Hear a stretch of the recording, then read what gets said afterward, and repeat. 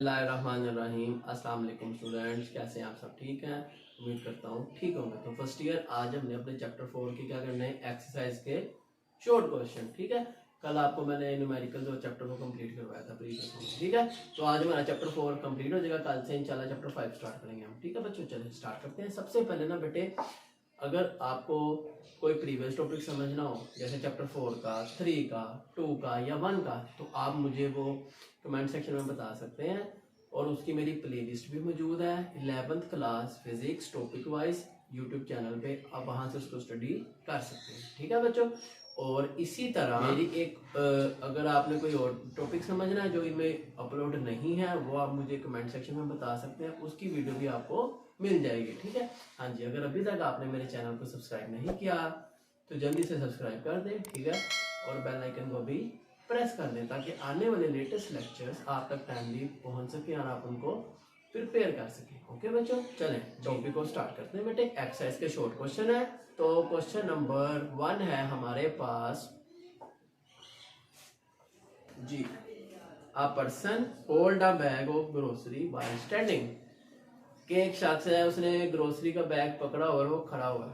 फिर talking to a friend, अपने एक दोस्त से बात कर रहा है। फिर a car stationary with its engine running, गाड़ी रुकी हुई है लेकिन इंजन उसका चल रहा है। From the standpoint of work, how are these two situation similar. दो सिचुएशन है हमारे पास। ठीक है, एक सिचुएशन है कि अ पर्सन स्टैंडिंग, ठीक है, with a bag of grocery. एक शख्स ने ग्रोसरी का बैग उठाया और वो खड़ा हुआ है। ठीक है, हाँ जी। तो अब आप देखें, और एक दूसरा है कार इज एट रेस्ट, रुकी हुई है, बट इंजन इज रनिंग। ये दो सिचुएशन है। आप कह सकते हैं इन बोथ केसेस, दोनों सिचुएशंस में हमारे पास जो वर्क डन है बच्चों, वो क्या है, 0। क्यों? क्योंकि हमने पढ़ा है वर्क डन होता है फोर्स इनटू डिस्प्लेसमेंट। ठीक है ना बच्चों। अब क्योंकि दोनों रेस्ट में है, डिस्प्लेसमेंट 0 है, तो that's why both work done will be 0। Both situation are same. तो ये था बच्चों हमारा क्वेश्चन नंबर 1। उम्मीद है आपको समझ आ गई है। ठीक है, हाँ। तो आप पहले बताएंगे बोथ सिचुएशन आर सेम, फिर आप हेडिंग देंगे एक्सप्लेनेशन की, फिर आप एक्सप्लेन करेंगे क्या कि दोनों का डिस्प्लेसमेंट 0 है, that's why work done will be 0। Okay जी, चलिए second, calculate the work done in kilojoule in lifting a mass 10 kg through vertical height of 10 metre. जी, तो क्वेश्चन नंबर 2 है हमारे पास, जिसमें हमने वर्क डन फाइंड करना है बच्चों। ठीक है, हाँ जी। हम lifting a bag of 10 kg, mass आ गया 10 kg, through the height 10 metre. Okay बच्चों, इतनी हाइट पे एक बैग को लिफ्ट करेंगे। तो आपने कहता है वर्क डन बताना है, तो वर्क डन आपने पढ़ा है mgh होता है। अब m कितना है, 10, और g की वैल्यू आपको पता है 9.8 है, और h कितना है 10, तो इट बिकम 980 जूल।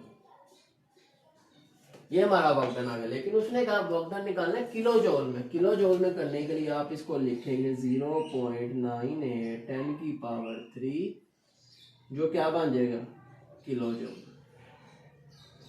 ओके बच्चों, बात समझ आ गई? हाँ, तो ये था क्वेश्चन नंबर 2। तो आप हेडिंग दे देना इसी तरह कि ये हमारा गिवन डाटा है, ये हमने फाइंड करना है, और ये हमारा सॉल्यूशन है और ये हमारा फार्मूला भी है। ओके, और ये हमारा रिक्वायर्ड रिजल्ट है इन किलो जूल। ओके, चलते हैं क्वेश्चन नंबर 3 की तरफ। क्वेश्चन 3 क्या जी? क्वेश्चन 3 देखते हैं, लेट्स सी।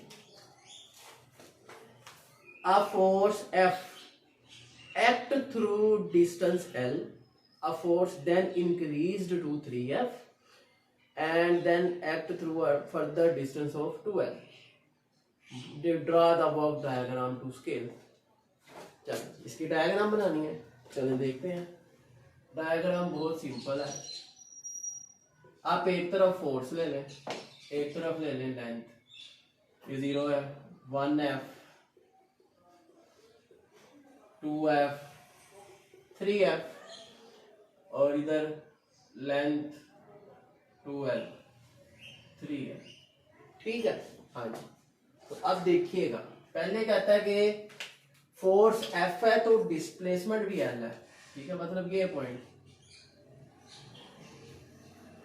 ठीक है बच्चों। हाँ, और दूसरा कहता फोर्स इंक्रीज करनी है आपने 3L तक और फर्दर इसको 2L तक इंक्रीज करेंगे।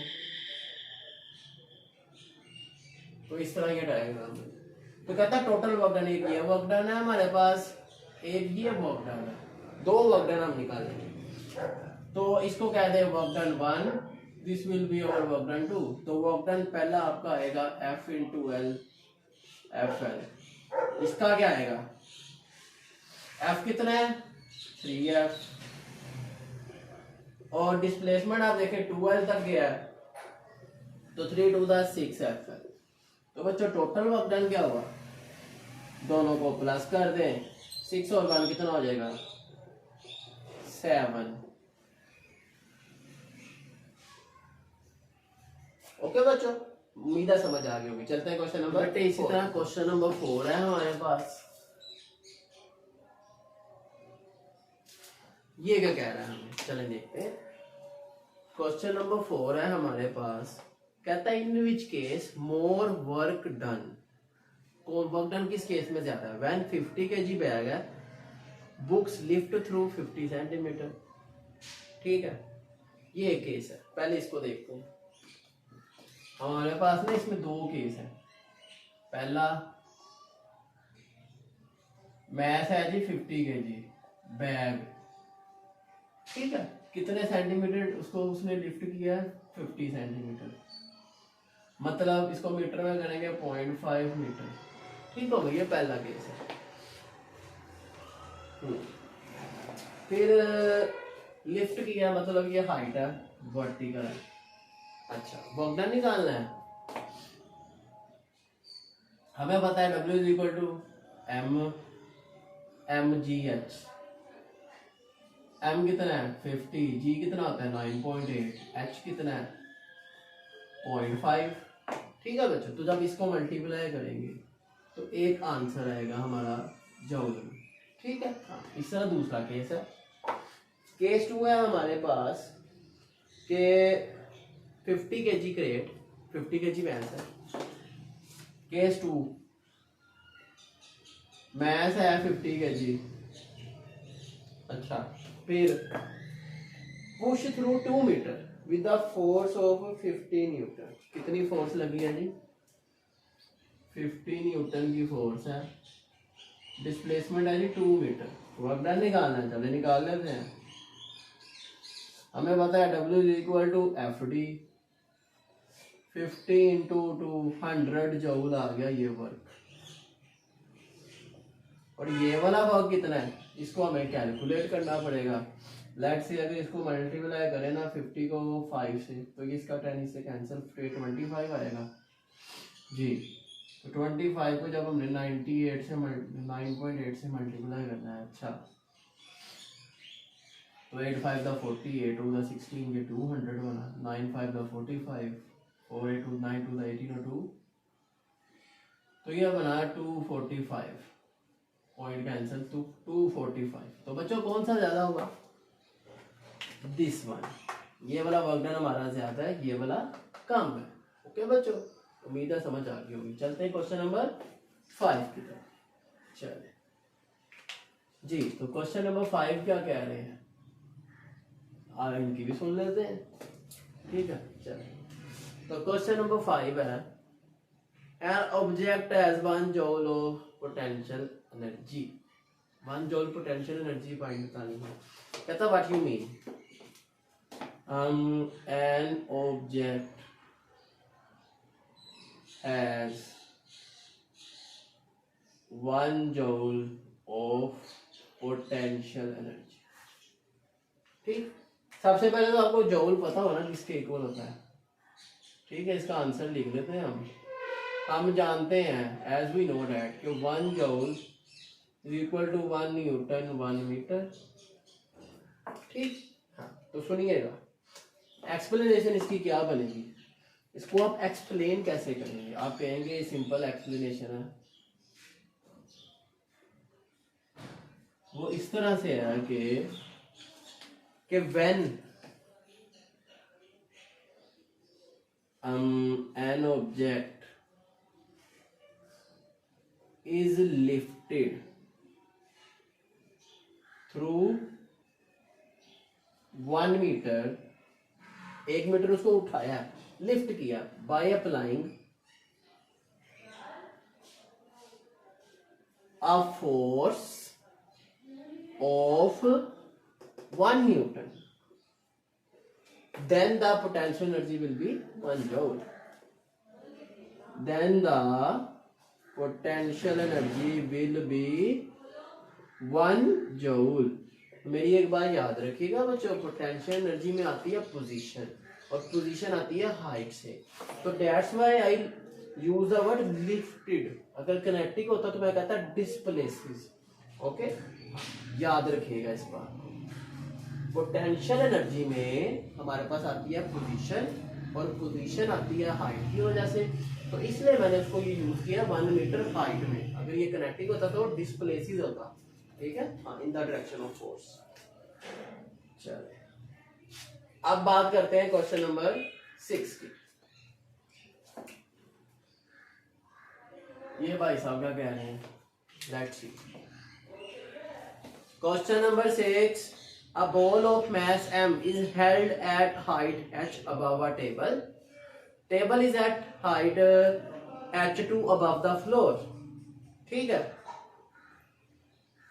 let's see what happened. सुने जरा, डायग्राम बनाऊंगा। सबसे पहले ये ग्राउंड है, फ्लोर है। इस फ्लोर पे हमारे पास एक इधर ऐसे एक टेबल है। ठीक हो गया बच्चों,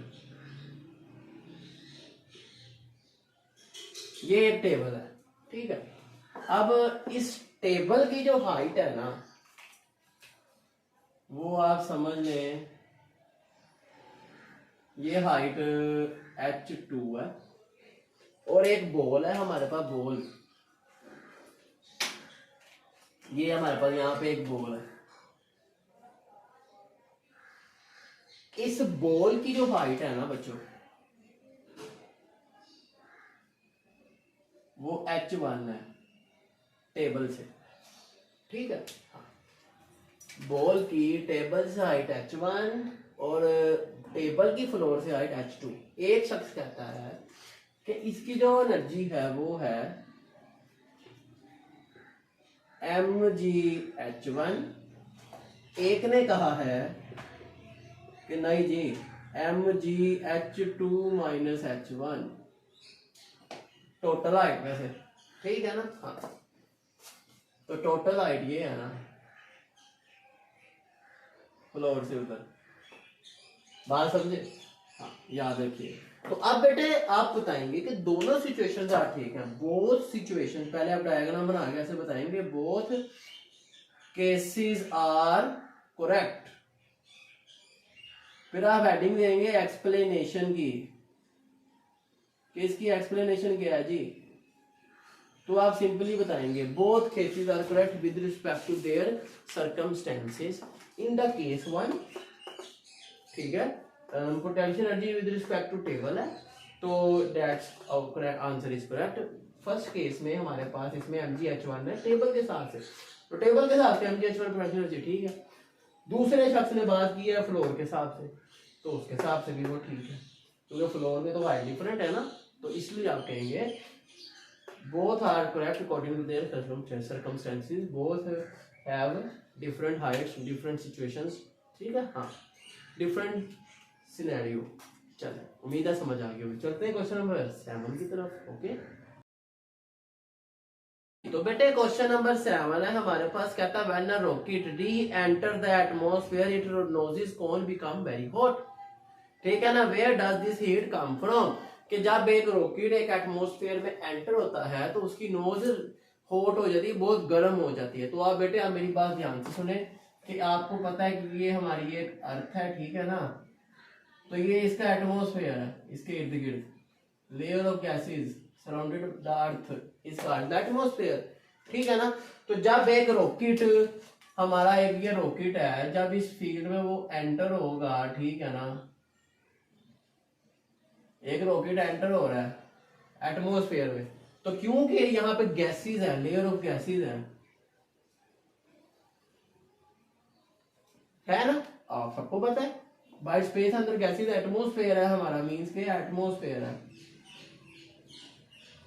और आपको पता है एयर है, एयर में पार्टिकल्स होते हैं, तो जब उनकी पार्टिकल के साथ क्या होगी, कुलियन होगी, टक्कर होगी, जिससे क्या होगी, वो क्या क्या उनका टेम्परेचर क्या हो जाएगा, राइज करेगा, इंक्रीज करेगा, जिससे वो क्या हो जाती है, रेड भी हो जाती है और टेम्परेचर भी हाई होता है, गर्म हो जाती है। बात समझ आ गई होगी उम्मीद है, ठीक है हाँ। चलो क्वेश्चन नंबर 8 है बच्चों जी। 8 क्या है, क्वेश्चन नंबर 8 है जी हमारे पास, what sort of energy in the following, कि किसमें कौन सी एनर्जी है। एक है हमारे पास कंप्रेस्ड स्प्रिंग है जी, कंप्रेस्ड स्प्रिंग एक ये है, एक है जी हमारे पास water in dam, high dam, water in high dam, एक है जी हमारे पास मूविंग कार।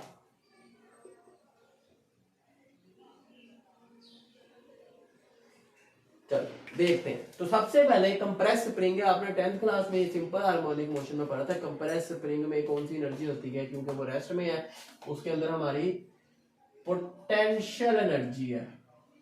कौन सी पोटेंशियल, इलास्टिक पोटेंशियल एनर्जी है। ओके बच्चों, अब वाटर में हाइट आ जाती है, पोजीशन आ जाती है, दैट्स व्हाई है तो पोटेंशियल एनर्जी, लेकिन ग्रेविटेशनल पोटेंशियल एनर्जी, ग्रेविटी की वजह से पोजीशन है ना उसमें, याद रखिए। और मूविंग कार, मूविंग है, मोशन की वजह से होती है किनेटिक एनर्जी, सिंपल। ओके तो ये आपने अभी, क्योंकि आपने चैप्टर 5 में पढ़ना है ट्रांसलेशन, रोटेशनल, किनेटिक एनर्जी, तो आप सिंपली कह सकते हैं किनेटिक एनर्जी। अभी आपको पता ही नहीं है ट्रांसलेशनल क्या है, रोटेशनल क्या है।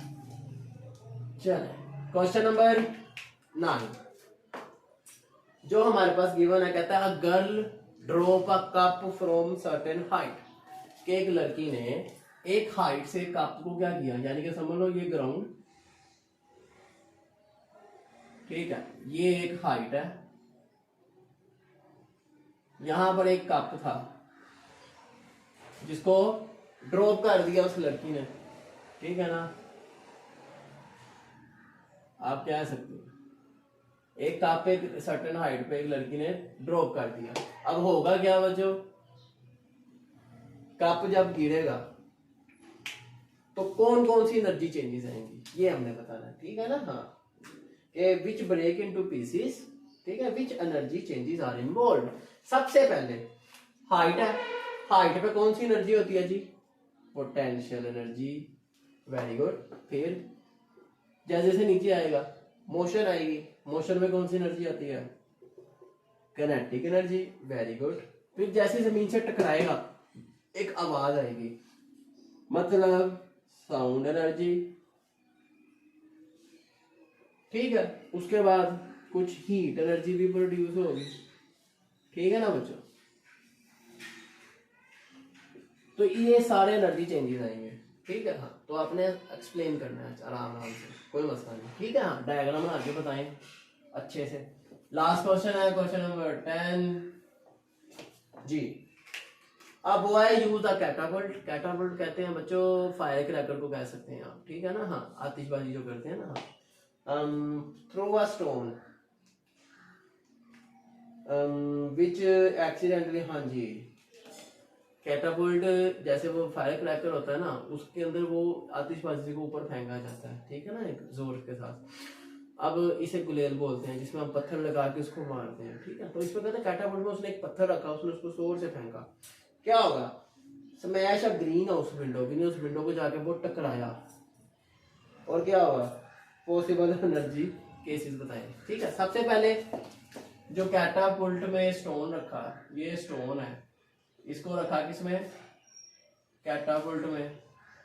जब उसको क्या किया, स्ट्रेच किया, फुल खींचा, ठीक है। तो इसमें कौन सी एनर्जी आ गई जी, पोटेंशियल एनर्जी। कौन सी पोटेंशियल, इलास्टिक पोटेंशियल। फिर जैसे उसको वो छोड़ेगा, मूव करेगा, कौन सी एनर्जी के साथ, किनेटिक एनर्जी से। फिर जैसे जाके विंडो से टकराएगा, कौन सी एनर्जी आएगी, साउंड एनर्जी। और वो ब्रेक भी इस चीज में हो जाएगा, साथ हीट एनर्जी भी प्रोड्यूस होगी कोलिजन की वजह से, ठीक है बच्चों। तो ये हमारे एनर्जी चेंजेस थे, और ये थे हमारे चैप्टर 4 के शॉर्ट क्वेश्चंस एक्सरसाइज के। उम्मीद है आपको समझ आ गई होगी। अगर आपको कोई क्वेश्चन हो आप कमेंट सेक्शन में पूछ सकते हैं। अगर कोई और टॉपिक समझ है वो भी कमेंट सेक्शन में आप बता सकते हैं। और अगर प्रीवियस टॉपिक को समझ है तो वो भी आप मेरी 11th क्लास में से एक टॉपिक वाइज प्ले लिस्ट है यूट्यूब चैनल पे, वहां से आप उसको स्टडी कर सकते हैं, ठीक है बच्चों। हाँ जी, अगर आपका कोई क्वेश्चन हो, और अगर अभी आपने तक मेरे चैनल को सब्सक्राइब नहीं किया तो जल्दी से सब्सक्राइब कर दें, ठीक है, ताकि आने वाले नेक्स्ट लेक्चर हमने चैप्टर 5 स्टार्ट करना आप तक टाइमली वीडियोस पहुंच सके, ठीक है। चले मिलते हैं आपसे नेक्स्ट वीडियो में, सी यू देन, अल्लाह हाफिज।